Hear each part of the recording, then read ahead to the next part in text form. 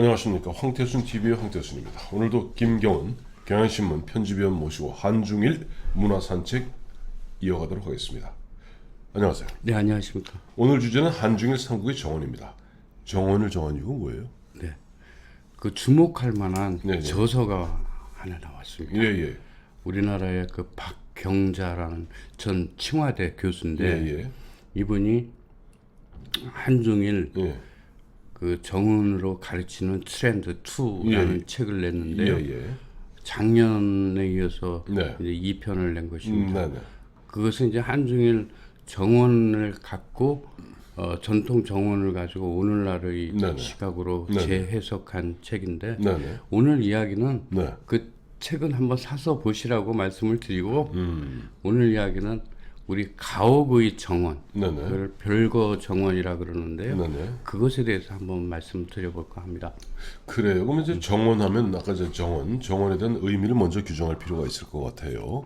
예. 이제 하면 궁궐의 이제 후원, 네, 또 도시의 공원, 네, 다음에 집안의 뭐 중정 이런 것들이 모두 뭐 정원의 범위에 들어가는 거 아니겠어요? 그 포괄적으로는 그렇게 네. 말씀드려야 맞겠죠. 네, 근데 이제 그 궁궐에 있는 것은 이제 궁궐 정원. 네, 그 우리는 이제 후원이라고 부르는데 네. 그 궁원이라고 하고요. 네, 네. 뭐 도시가 이제 발달되면서 도시 공원들이 공원. 이제 생긴 네. 것 그리고 또 집안에 이렇게 네. 가옥 내에 이렇게 그 집안 한 가운데 네. 있는 것은 네.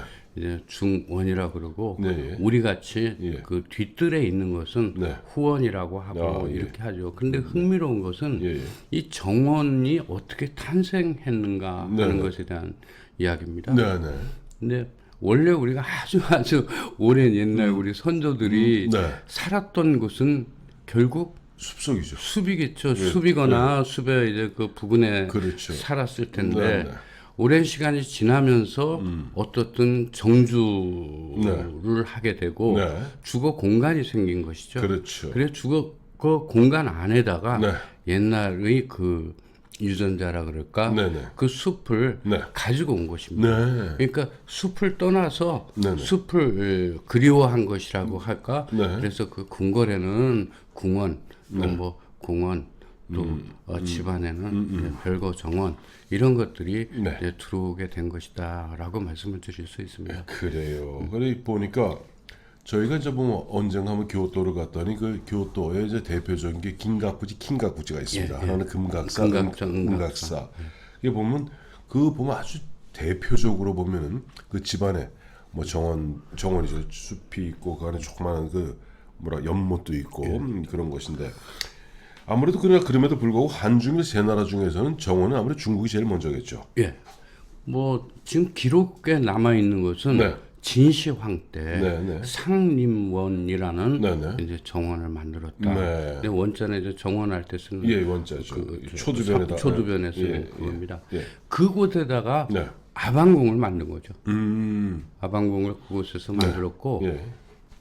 그런데 그 궁궐의 정원을 보고 네. 이제 뭐 그 고관 대작이라든지 부자들은 네. 그걸 흉내내서 집에다 또 이제 정원을 만들면서 네. 그게 이제 별거 정원이 된 것이라고 이야기를 할 수 있습니다. 그래요. 사실은 이제 우리나라는 아까도 잠깐 말씀하셨습니다만은 우리나라 하면은 뭐 아파트 말고 단독주택도 마찬가지입니다만은 정원하면 개념에 톡 떠오르는 게 없어요. 우리나라는. 근데 그에 반해서 보면 뭐 일본 아까 말씀드렸던 일본도 마찬가지고 중국도 마찬가지고 정원하면 그 중국 같으면 좀 규모가 크고 그 안에 이제 조그만 산도 만들어 놓고 있고 그렇죠. 또 일본 같은 경우는 아예 보면은 뭐 자기 집이 작아서 뭐 집이 아주 큰 경우는 아까 말씀드렸던 긴가쿠지나 킹가쿠지 같이 뭐 정원 연못도 있고 정원이 있습니다만 아닌 경우는 집 안에 분재라 그러죠. 분재를 통해서 집 안에 방 안에 보면 정원을 만들거든요.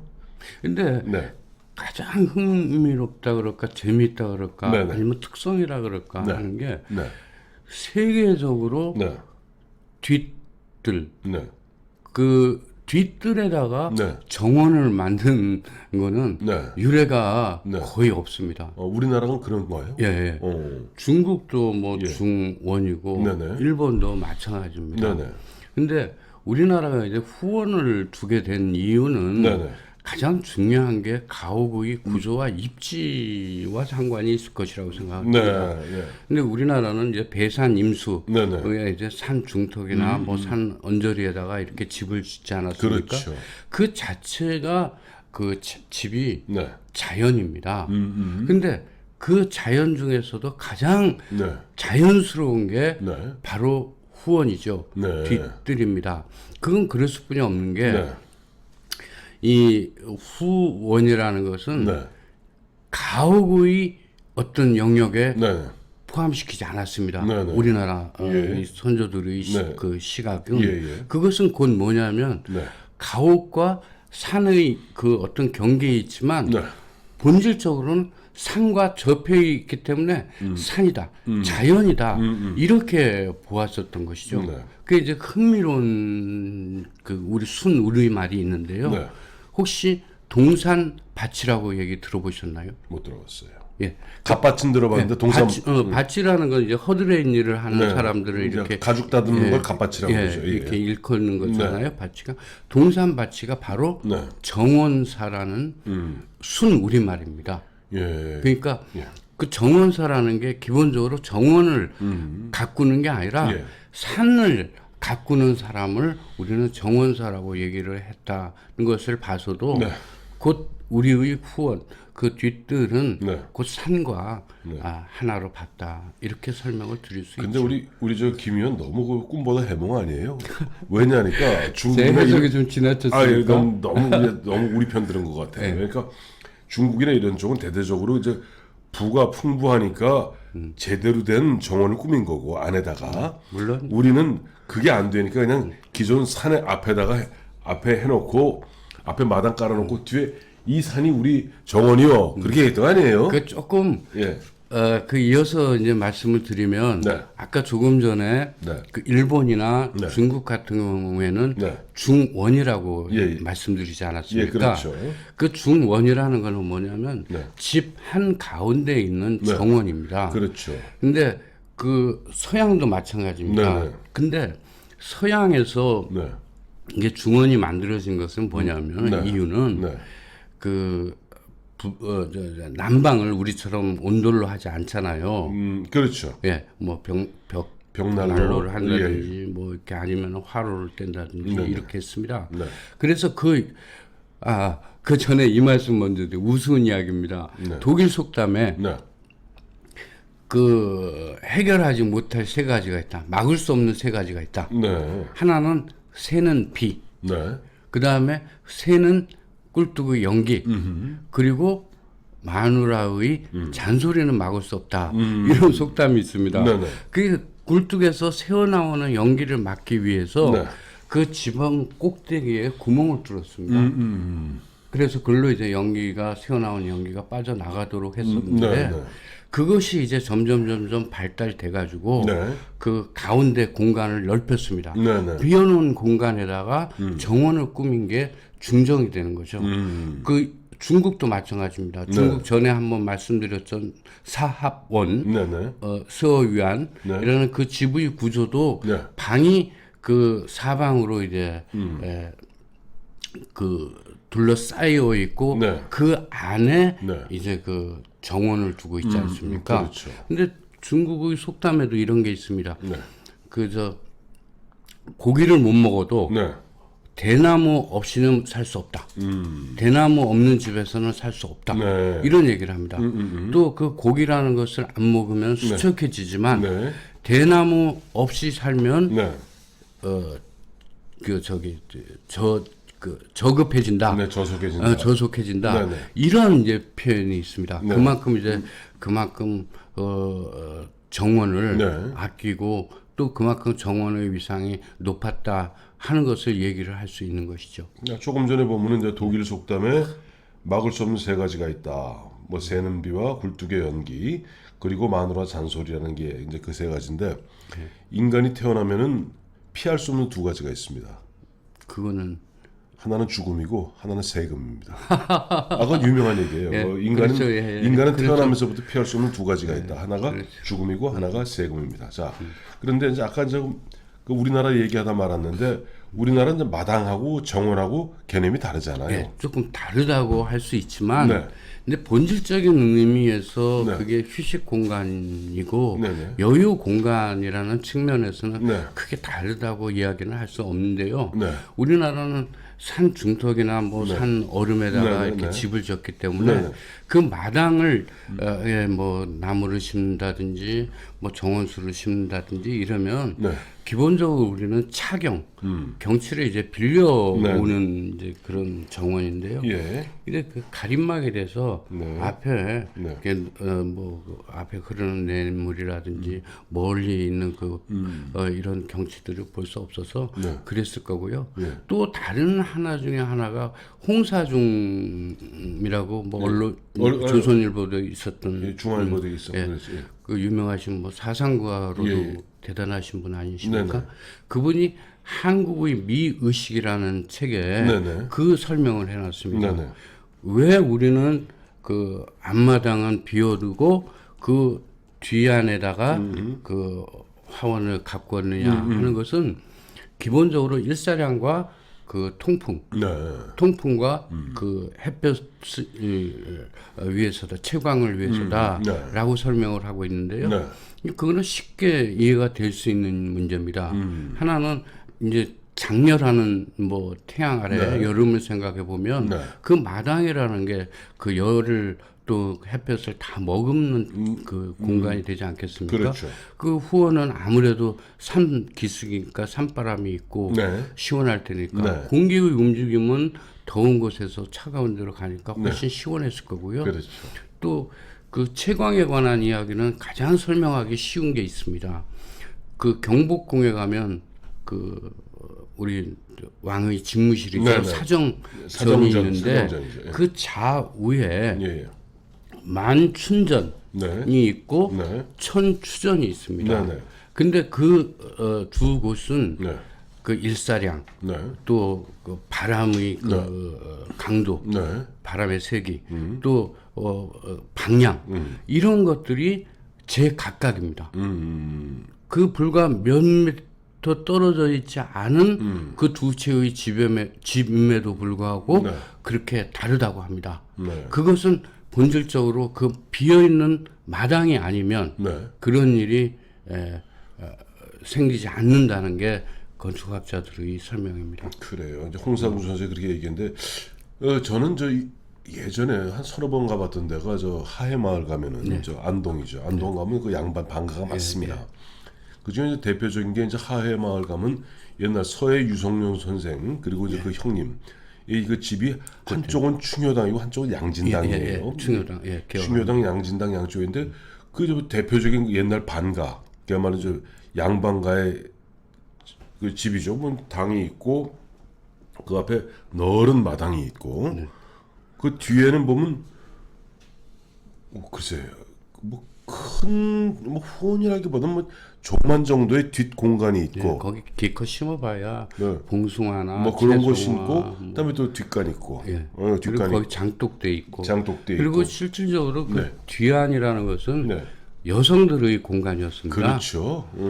그뭐 여성들은 조선시대 때는 상당히 통제된 생활을 했기 때문에 네.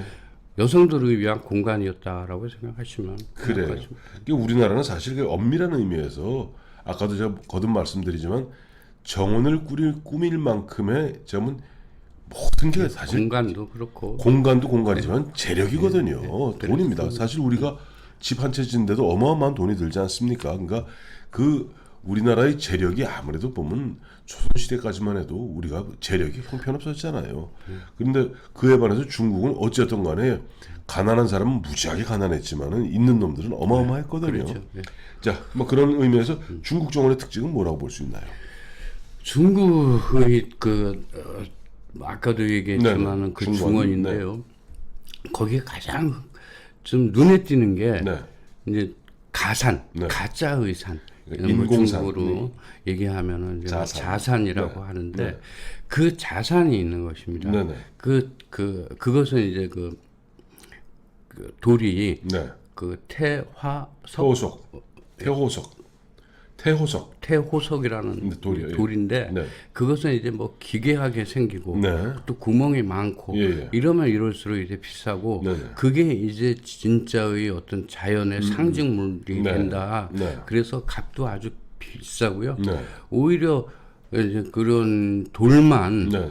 그게 태호 그 호수에서 이렇게 나는 네네. 돌인데 네. 그것만 운반하는 배가 네. 그 성업할 정도로 네. 뭐 아주 집안마다 정원이 있으면은 그런 가짜 산을 만듭니다. 또 인공 호수도 네. 만들죠. 네네. 근데 그것은 그 산에 비해서는 인공 호수는 상대적으로 적은 편이지만요. 예, 예. 뭐 그 대표적인 게 뭐 궁궐이긴 하지만 이화원 야. 같은 경우에는 아, 그거 꽤 커요. 꽤 큽니다. 그 호수축은 인공 호수가 아주 꽤 큽니다. 그 얼마나 큰지 예.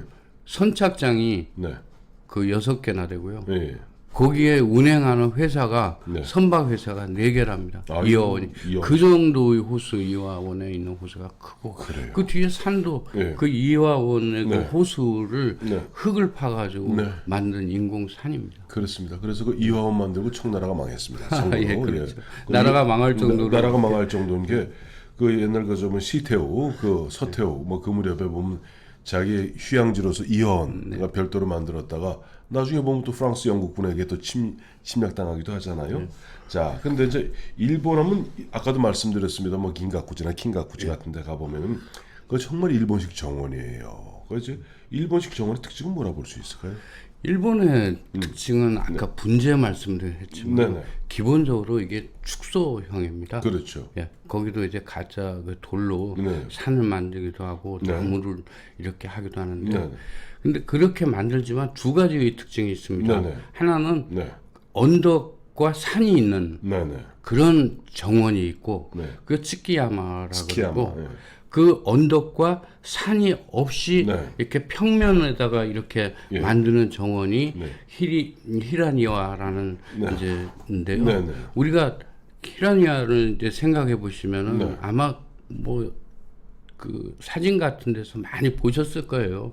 그냥 모래 이렇게 이렇게 평평하게 해놓고 예, 예. 거기다가 뭐 이렇게 나무나 아니면 그 바위 같은 거를 하나 놔두고 네네. 그것을 아주 깨끗하죠. 그리고 거기다 이제 갈기 같은 것을 모래로 네네. 이렇게 모양을 내놓으면 그것을 예, 예. 파도다 이렇게 하고 네. 어떻든 그 자연을 갖다가 상징화하고 네네. 하는 그 인공적 예, 예. 정원의 어떤 특색으로서 보이는 것이죠. 그거를 갖다가 이제 가레산스이라고 하는데요. 네네.